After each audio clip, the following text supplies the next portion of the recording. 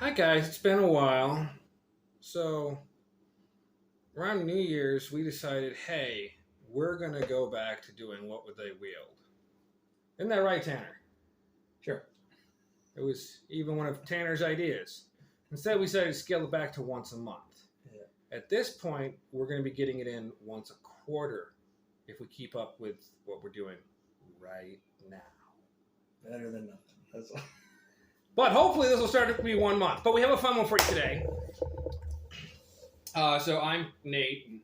Tanner. Yeah, and as professionals in the fight world, we often have interesting ideas. And if you haven't seen any of our videos before, this is what would they wield, where we theorize about fictional characters, for the most part, sometimes historical figures, on what melee weapon they would wield if they could or had to. And today we have, who do we have today?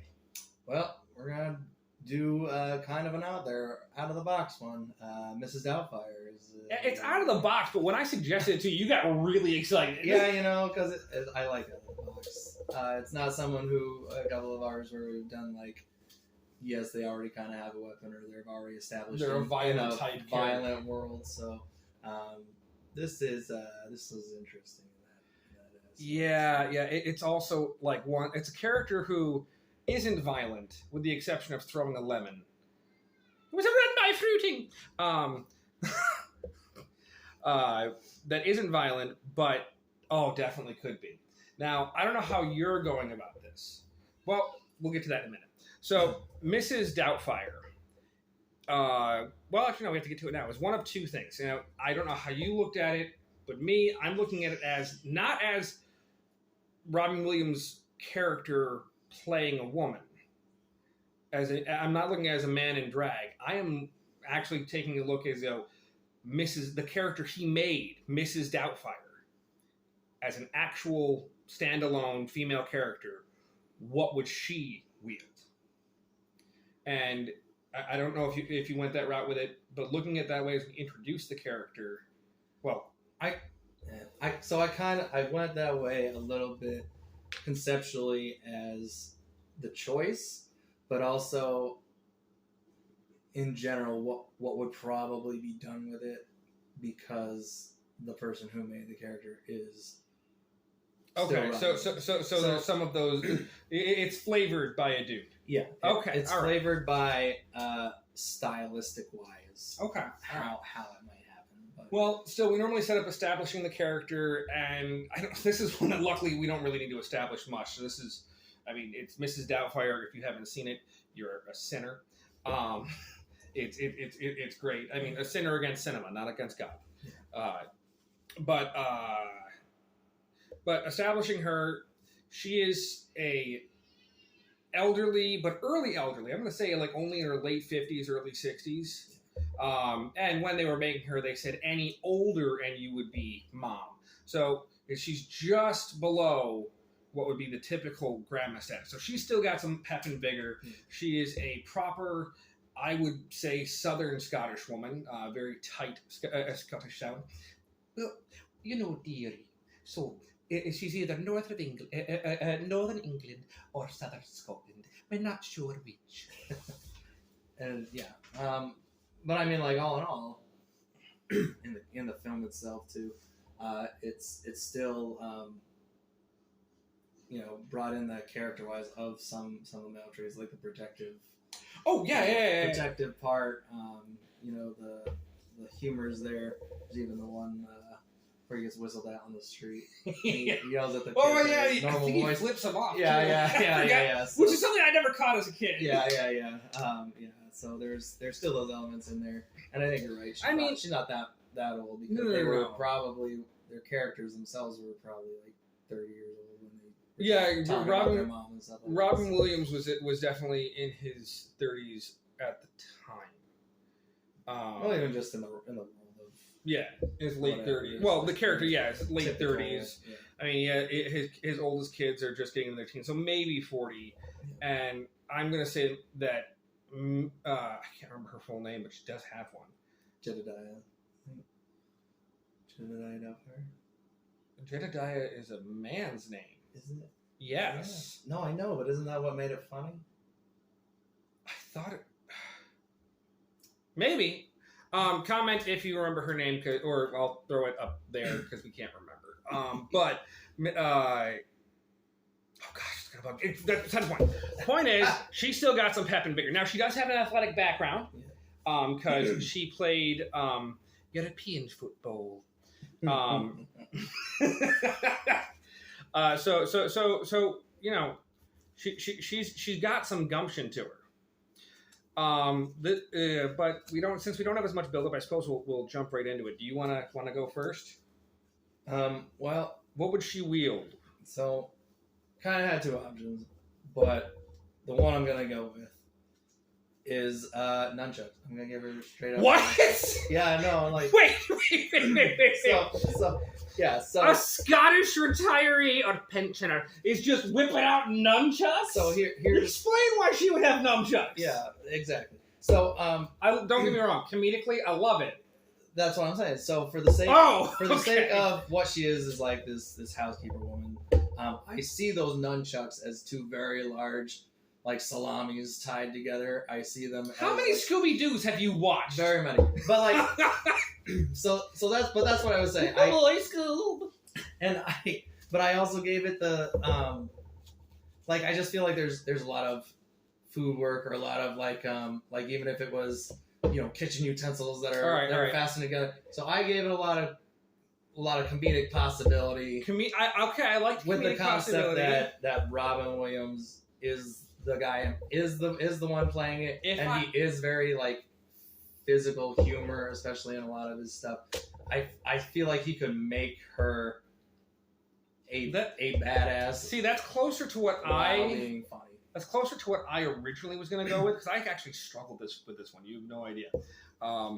We've had this one planned for a couple months, and he's been going at it. I have had very few thoughts, but I would say there's like a lot of opportunity there for what her career path entails. Her career. Yeah, well, hey, if we're talking about a character like she's a house she's a nanny. A housemaid. She's a nanny. She's like she would use environmental things, not necessarily like weapons.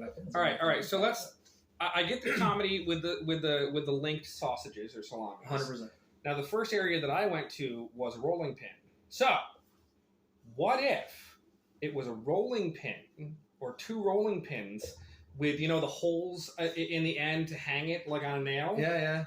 And two of them linked together by her apron straps. Yeah. She and then makes two rolling pins into nunchucks. Absolutely. Well, I'm thinking that. I'm thinking like sometimes when they sell sets of like even like grilling utensils or something, how they're tied together by like a zip tie or something. Yeah, or a leather thong. Yeah, just something there.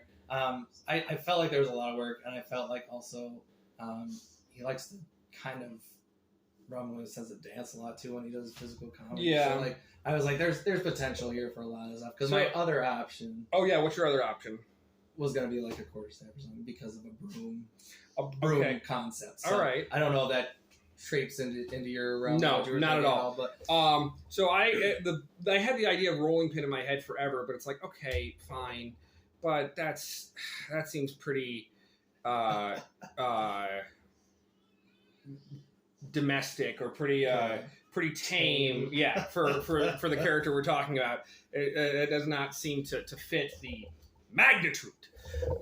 So I had to, okay. So I then went to, well, what would she have? What would work? I think she would have loaded pantyhose.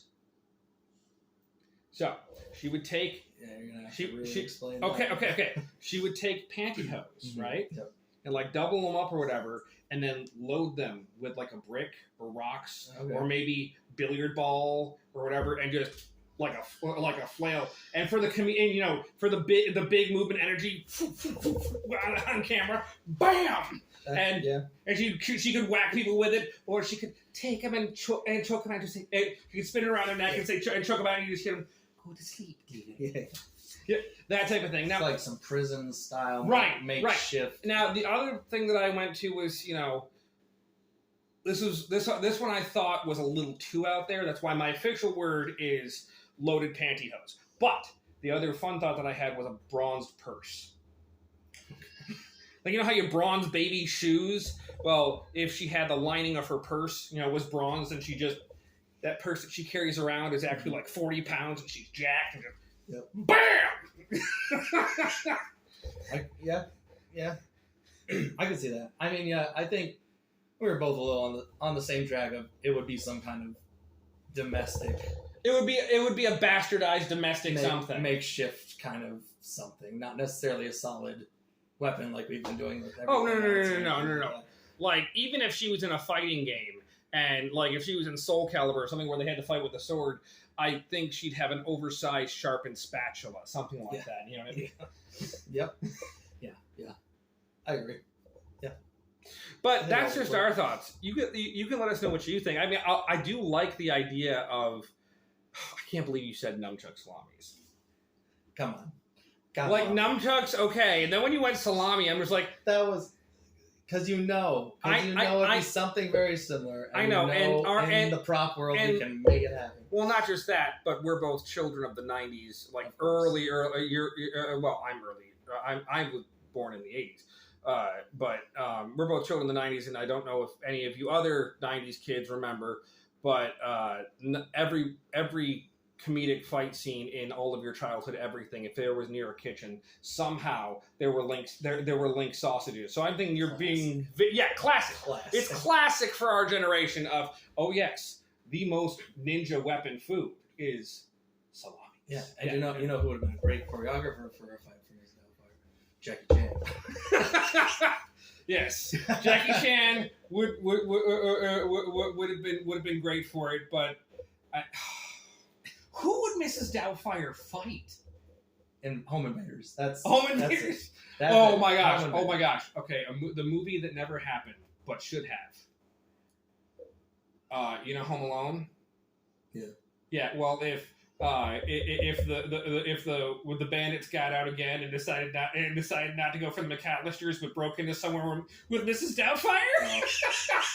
I would have watched that. Who wouldn't watch that? I would have watched that. Oh, I loved it too. Oh, the movie that should have happened. I'd say make it happen, but yeah. But let us know what you think. Please do. And comment and let us know too other people you think we should talk about, or other people you want to talk about. And again, liking, subscribing, we that's a whole pitch that everybody does, but it really does help, and interaction helps so much. So if you can like or comment either one, even if you hate it, tell us. Until then, have a good one. See ya.